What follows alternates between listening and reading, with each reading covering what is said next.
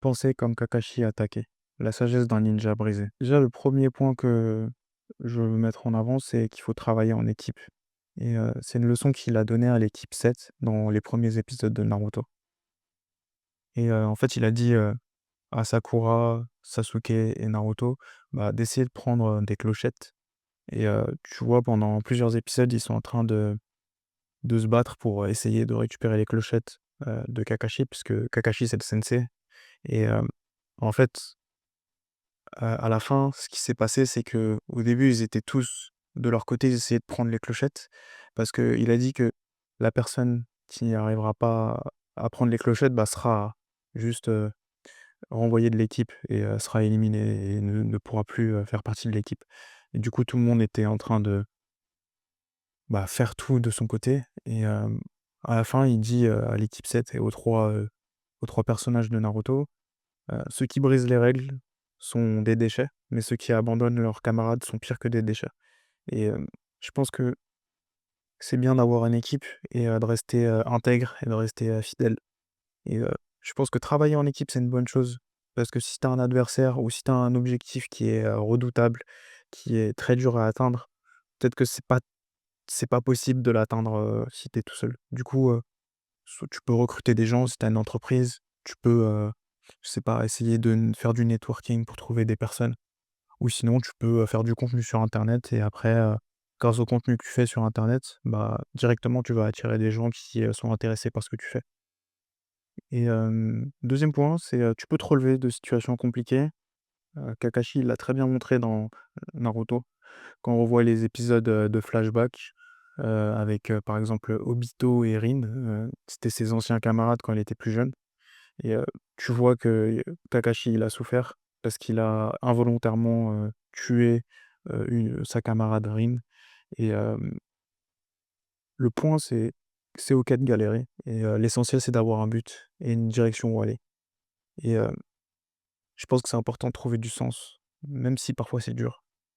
Le fait d'avoir tué Rin involontairement, mais quand même continuer malgré tout, c'est quelque chose de fort et en devenant le sensei de Naruto et de l'équipe 7, il a montré que c'est pas parce que, il y a eu des difficultés dans le passé que, je vais pas continuer à essayer de protéger le village et malgré tout, il a continué à travailler et c'est un des ninjas les plus puissants de Konoha et je pense que, ouais, c'est une très bonne leçon de vie, il faut rester debout même si c'est dur. Tu peux voir dans les flashbacks de Naruto, il y a beaucoup de personnages qui ont souffert et ils sont restés debout, ils ont continué à travailler, même si c'était dur et si demain, tu vis une situation compliquée, bah, rappelle-toi que tu peux prendre, de l'inspiration sur ces personnages et te dire: «OK, c'est compliqué, mais je vais quand même continuer» et c'est sûr que tôt ou tard, tu vas vivre des moments durs, que ce soit, je sais pas, tu vas avoir le cœur brisé parce que, ta copine t'a quitté ou, tu vas avoir le cœur brisé parce que tu vas perdre un proche de ta famille.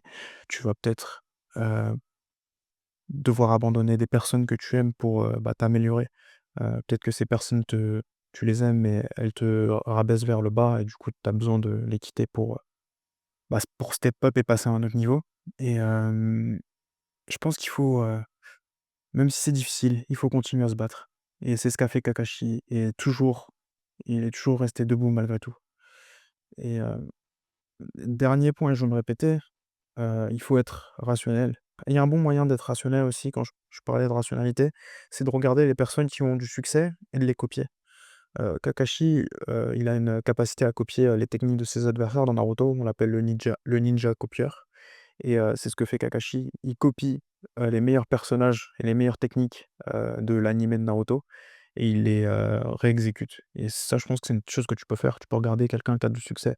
Je sais pas, peut-être que tu veux devenir entrepreneur, bah, tu peux regarder, les routines d'entrepreneur et ensuite, les copier et juste voir comment ce que ça fait dans ta vie.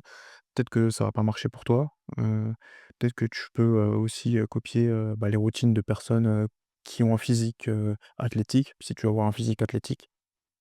En gros, tu peux copier les gens et prendre le meilleur de ce qu'ils ont. Voilà, c'est tout ce que j'avais à dire pour aujourd'hui, à une prochaine fois. Bye.